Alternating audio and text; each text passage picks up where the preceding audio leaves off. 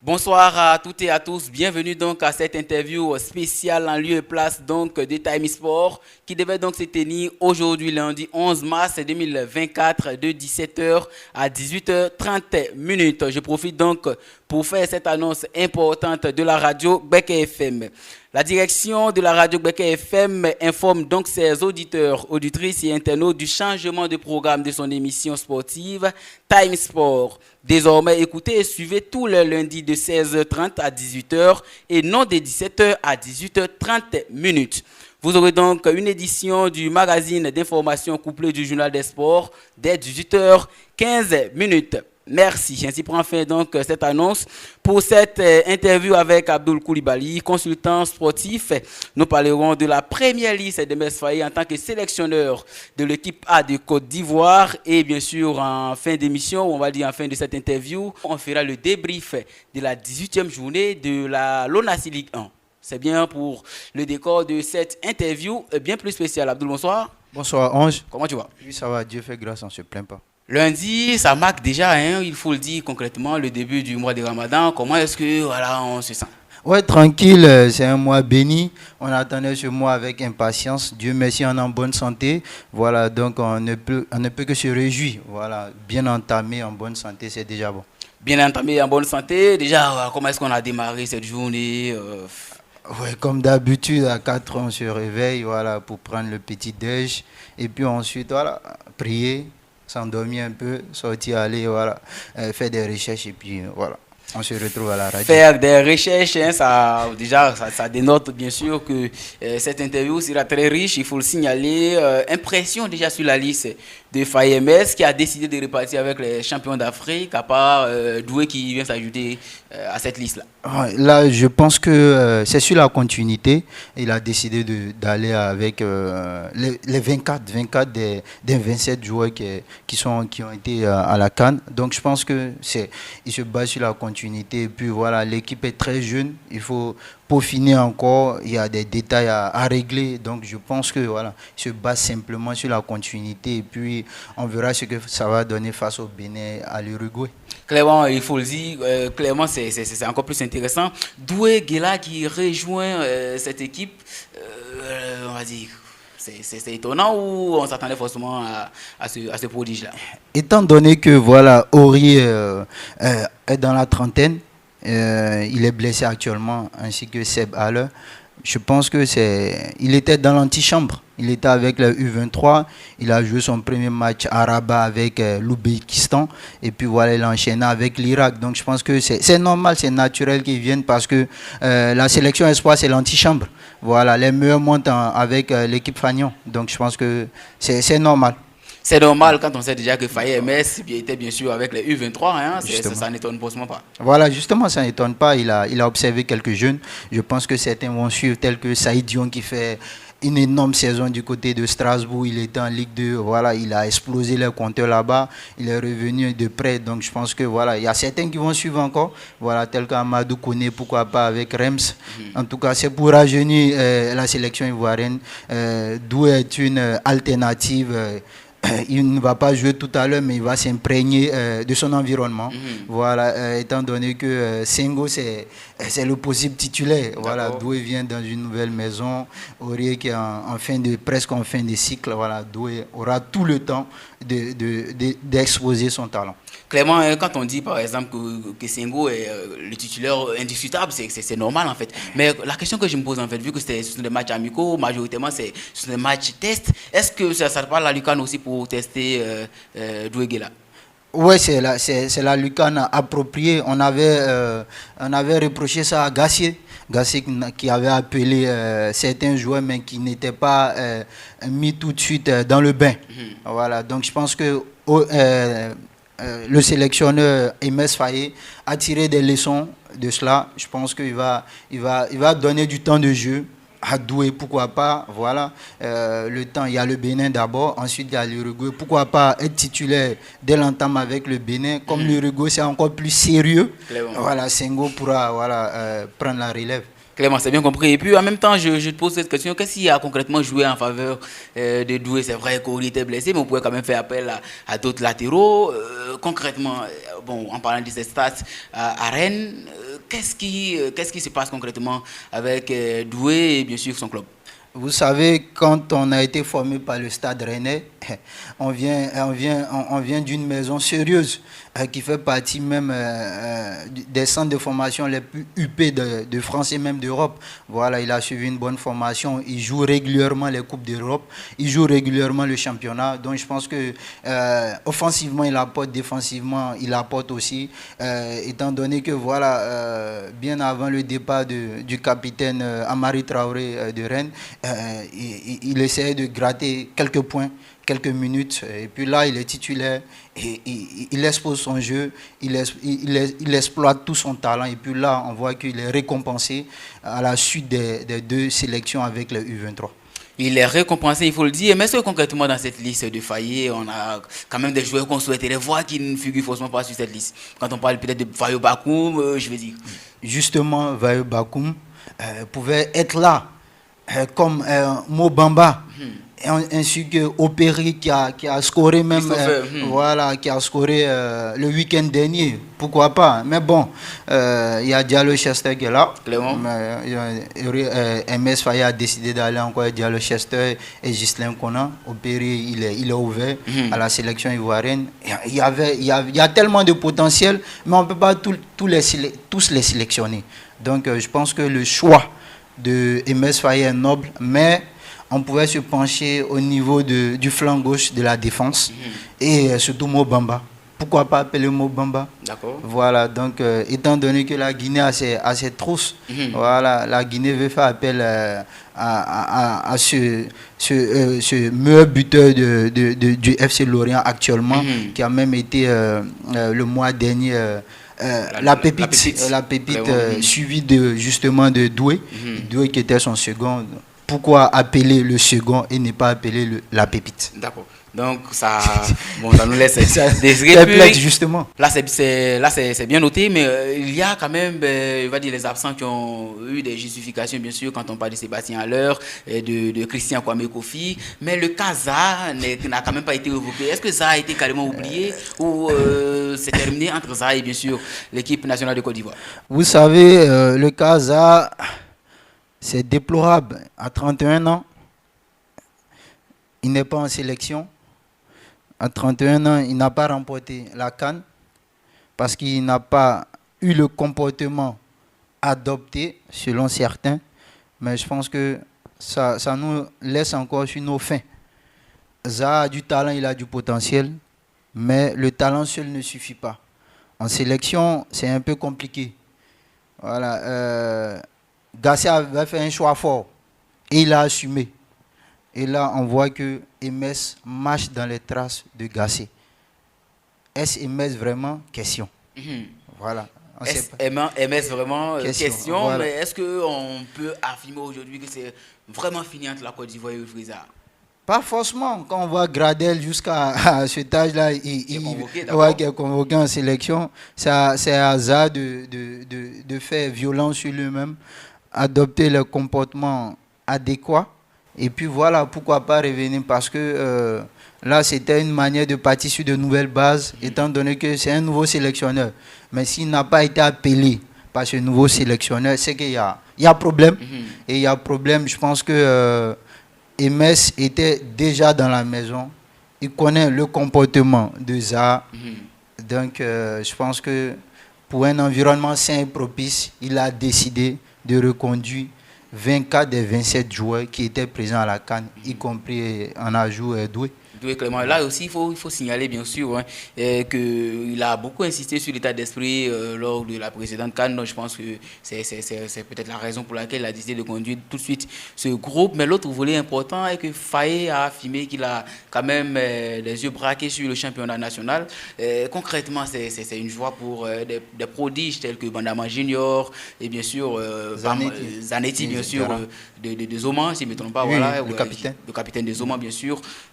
Ça nous réjouit concrètement parce qu'on espère voir des talents locaux dans l'équipe ivoirienne. Oui, justement, vous savez, vous l'avez si bien dit. vous l'avez répété sans cesse. Gasset a dit il n'y a pas de Mbappé dans notre sélection. C'était Bon, agaçant. donc je pense que Emes vient et recadre tout. Il donne la place au championnat ivoirien. C'est aux joueurs de se débattre, de donner le tout et espérer être sélectionné avec l'équipe Fagnon. On voit ces installations. On a vu le week-end passé un très beau football entre la SOA et on va y revenir, clairement. Voilà, donc les pelouses favorisent le bon football et le développement des joueurs. Donc c'est pour cela, naturellement, Emes Faye a décidé de ne pas laisser à l'écart le championnat. Parce qu'il y a certains joueurs qui méritent d'être, pourquoi pas en équipe Fagnon. On a vu le cas regrettable d'Atoula qui est parti s'exiler du côté de la Tanzanie. On a vu le cas Zouzoua Pakom aussi. Wolon Koulibaly, tout et tout. Et aujourd'hui, on a des pépites. On a de bons joueurs. Il y a Foulia qui est en sélection. Diarra, on a parlé de lui. Nous, c'était le côté administratif, selon des dits. Je pense qu'il y a du talent. Il y a Djiré qui arrive, Djiré Abdoulaye de la SCA. Et puis voilà, on a assez de joueurs. Il y a même le capitaine, même s'il est un peu avancé de la SEC. D'accord. Un très bon milieu défensif. AK6. Voilà, donc on a encore des pépites. On a des pépites qui frappent à la porte de la sélection Fagnon. Donc c'est à eux de tout donner. Faye vient prouver là qu'il a encore des yeux sur le championnat. Clément, il a encore des yeux sur le championnat parce qu'il sait très bien que ce championnat regorge bien sûr des joueurs aussi importants pour l'équipe nationale de Côte d'Ivoire. On parle maintenant de l'affiche Côte d'Ivoire-Bénin qui est prévue bien sûr pour le 23 mars prochain. Déjà, impression. Mais ça sera quand même une grosse tâche pour Faye en vrai. Bon, je pense que ça doit être une formalité, mais tout le monde va vouloir battre la Côte d'Ivoire championne d'Afrique.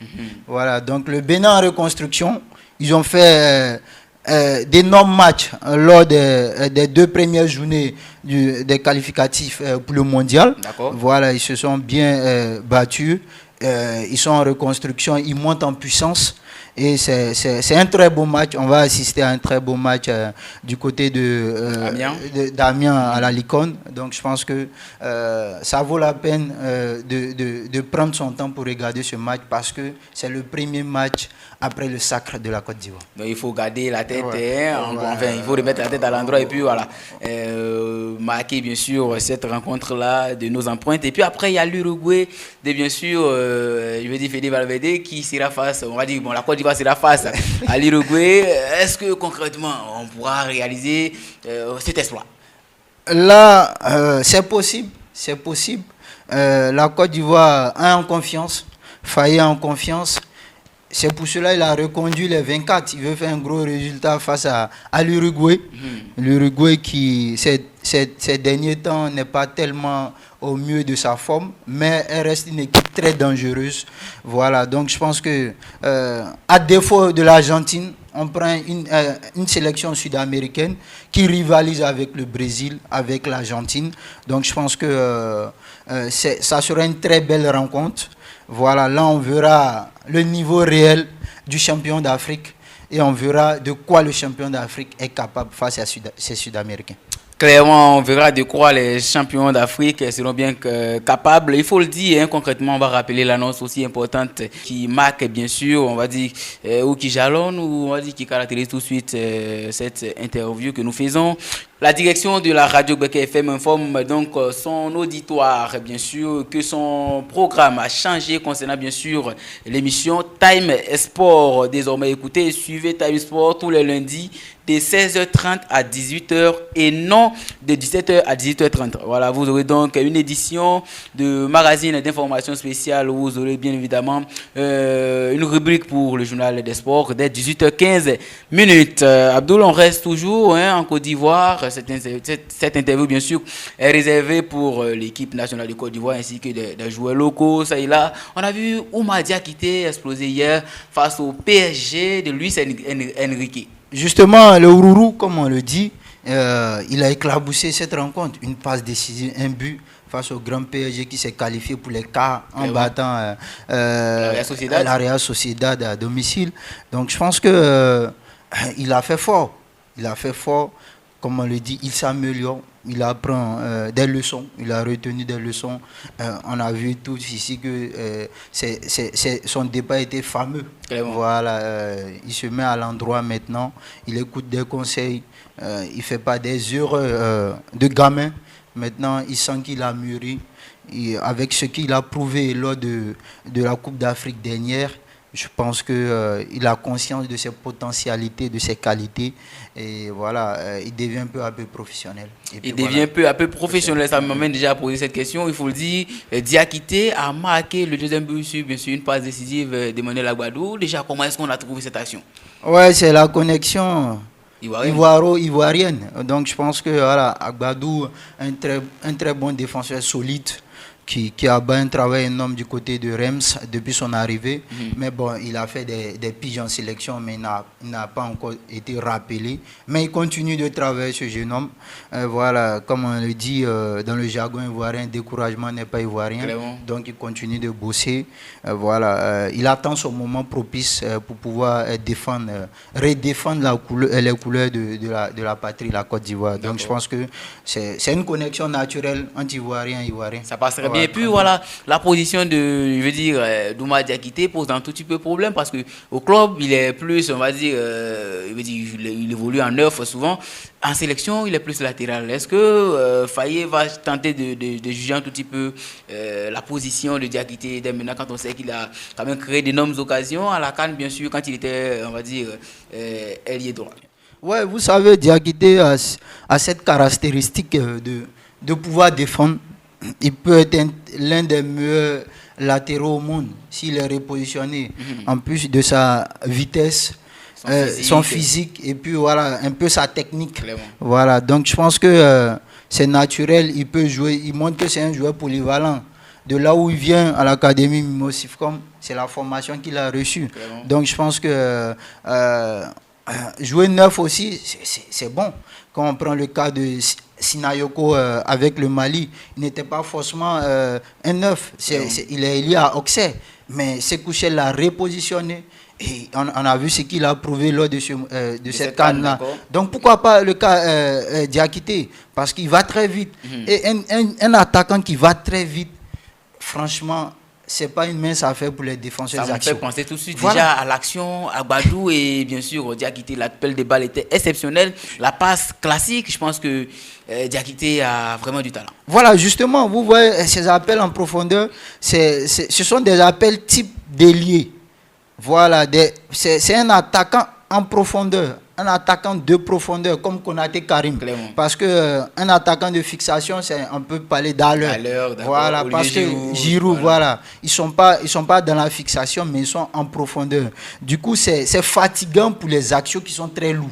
Et là, quand on exploite ça, ça peut créer des misères à la défense. Donc, je pense qu'il a les qualités pour. Il peut jouer en neuf, il peut jouer ailier, il peut jouer même latéral. Pourquoi il jouait latéral? On a l'impression qu'il jouait latéral, mais c'est parce que Aurier, lorsque Aurier était derrière lui, il était obligé de venir défendre. Parce que Aurier n'a pas ses 20 ans, 19 ans. Il est vieillissant. C'est un vieil éléphant. Donc, je pense qu'il était un peu lourd. Mais Diakité, en tant que petit frère, avait l'obligation de venir aider le grand frère. D'accord.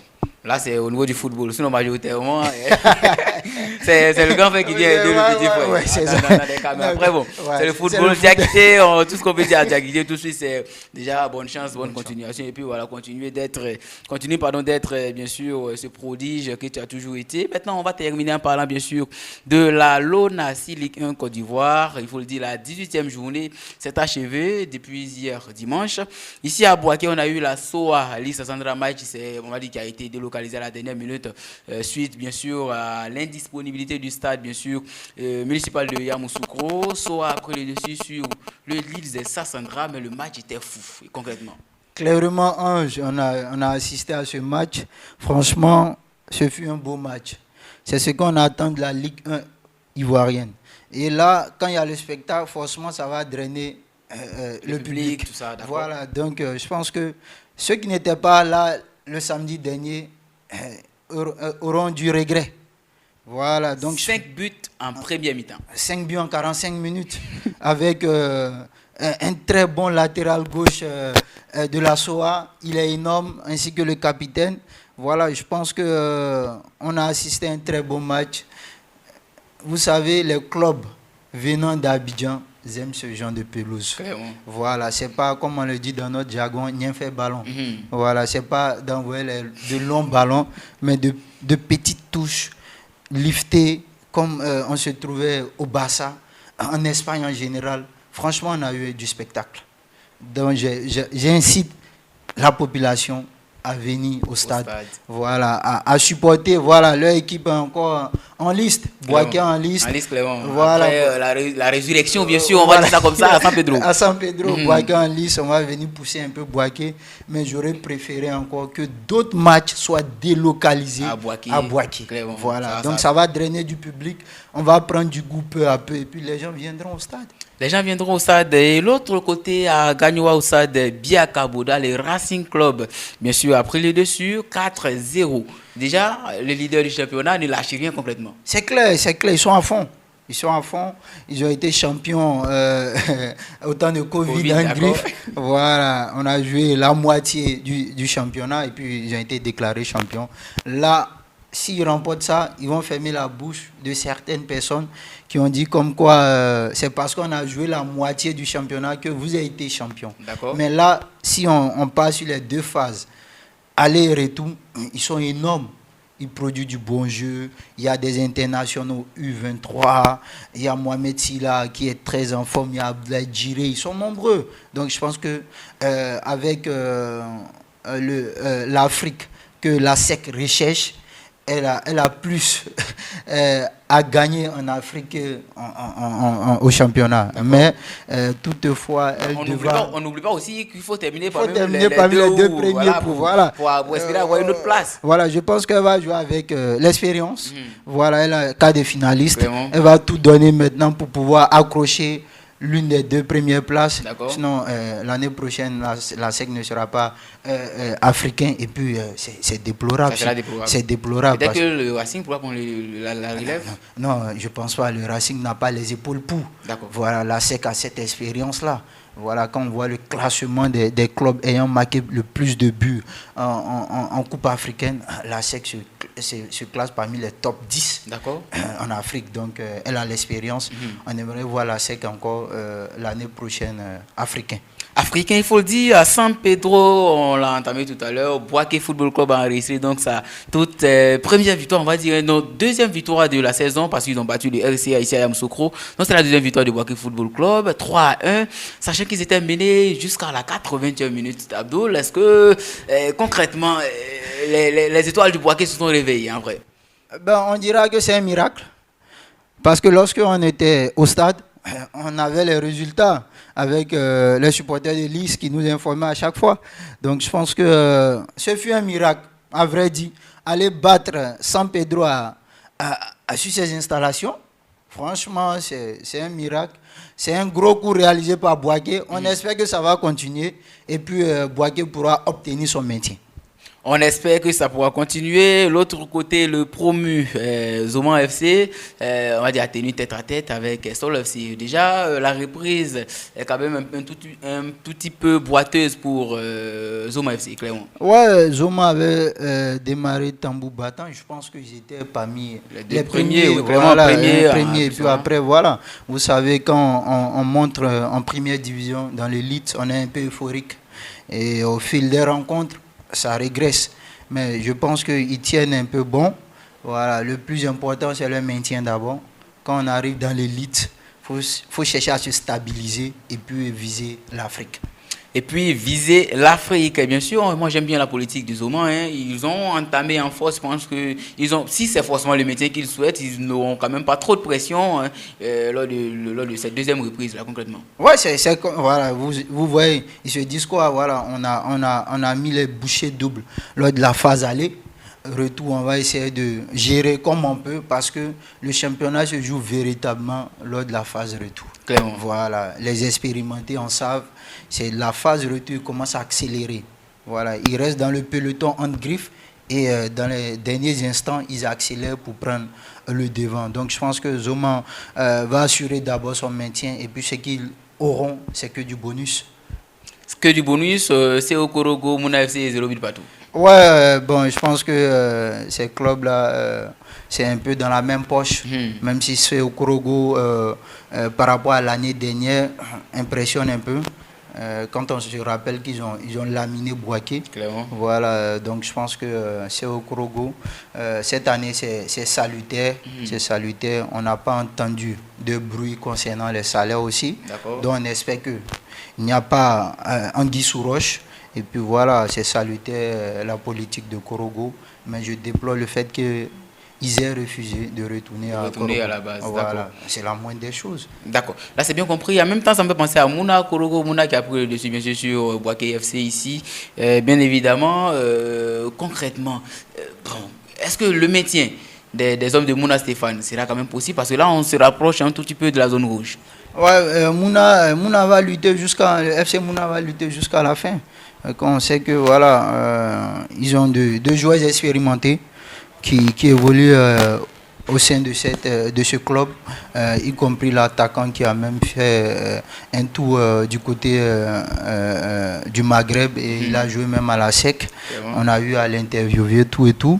Donc je pense que Mouna va tout donner pour se maintenir. Voilà, il a les moyens pour, il a les joueurs pour, il a l'effectif pour. Il y a du talent.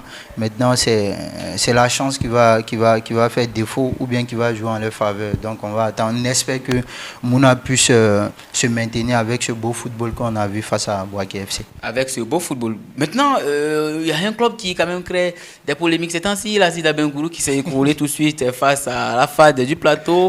Azid Abengourou, qu'est-ce qui ne marche concrètement pas aujourd'hui? On parle de salaire impayé, un club écarté. Jusque-là, bon, l'affaire où concrètement, Abdoul? Bon, là, je pense que là, ça serait une juridiction, une jurisprudence. Donc, je pense que les gens vont aller où on peut régler cette affaire. Voilà. Oussou Israël avait dit, bien sûr, que, voilà, qu'il allait saisir la Fédération de football pour que justice soit faite. Oui, c'est clair, c'est clair. On aime les coachs qui prennent leurs responsabilités. Il n'est pas illettré.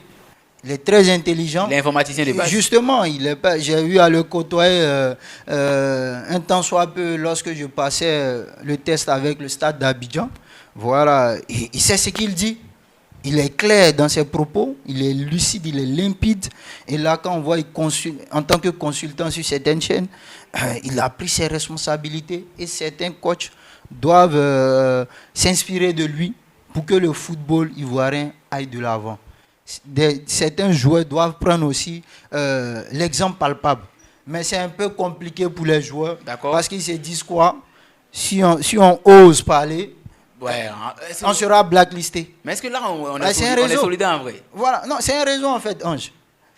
Si vous tenez tête à un président de club, vous savez, c'est un réseau, ils se connaissent tous. Vraiment?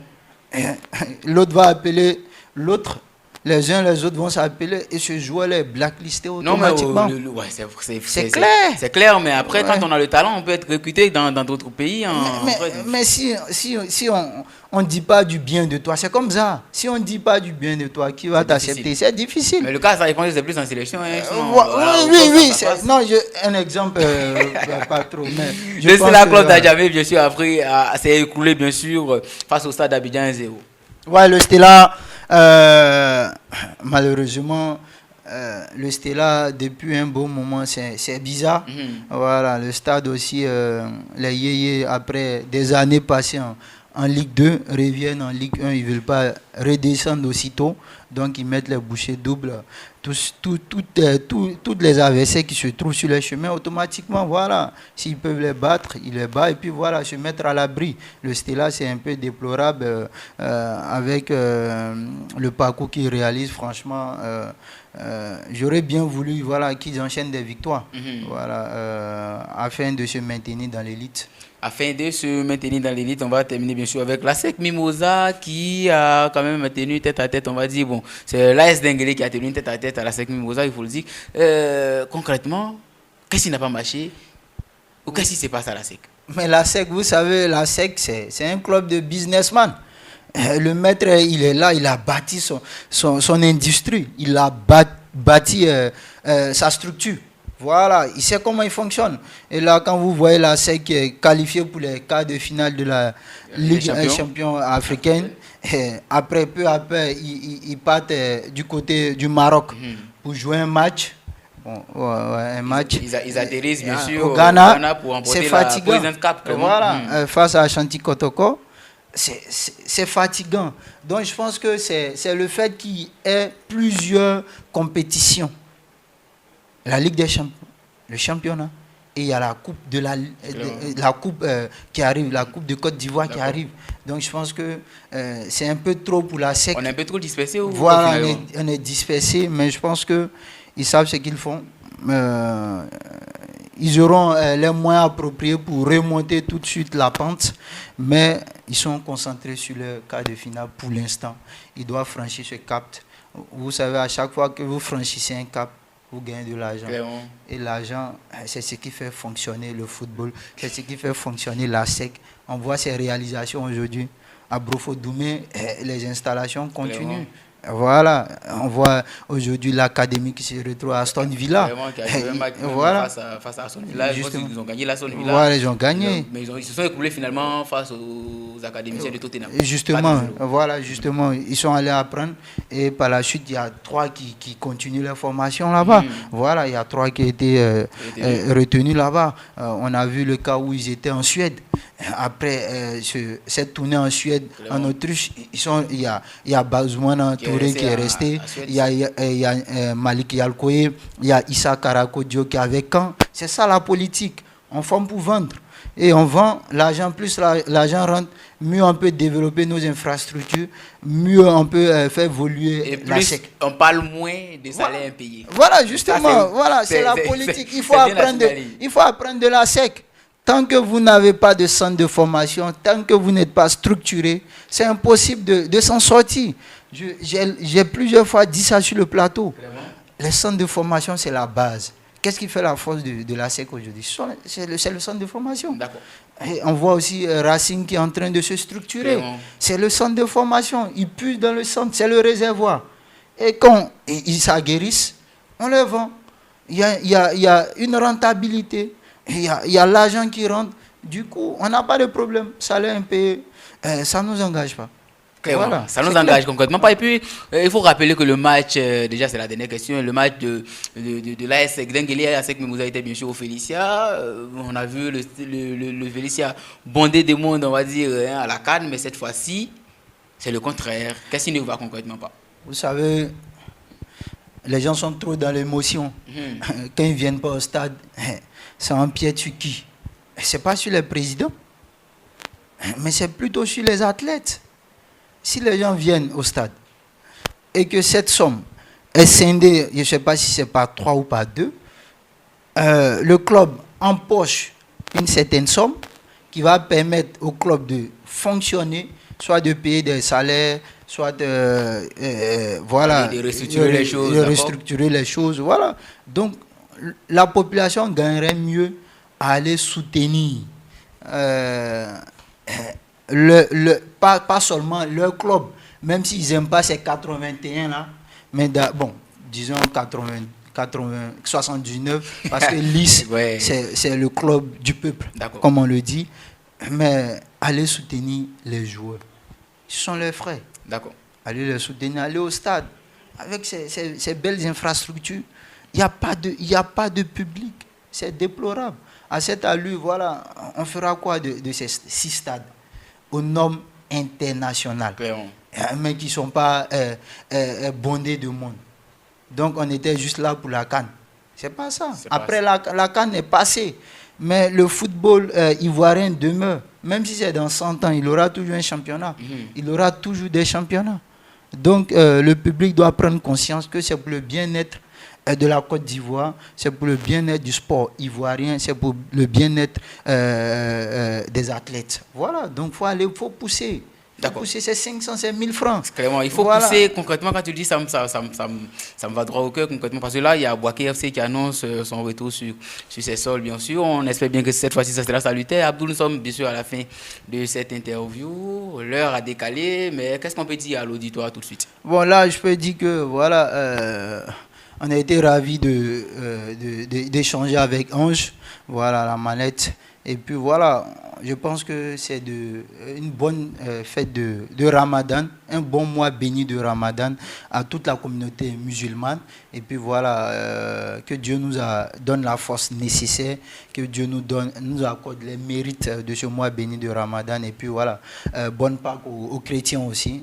C'est encore loin, c'est encore loin. Non, ouais, dans 2 semaines, il faut. Ah, dans 2 semaines, ouais. Pâques qui nous se prépare dès maintenant. D'accord. Là, mais il y a longtemps, les gens ont préparé en fait. Non, voilà, on va voir le défilé d'Abidjan vers le Baoulé. Clairement. C'est impressionnant. Donc, j'invite même les populations à sortir, à voir un peu à 2 semaines, 1 semaine de Pakinou, comment le déplacement, le flux se fait vers le Baoulé. J'ai pris comme programme peut-être un match du BFC dans l'intervalle. En fait, c'est exceptionnel.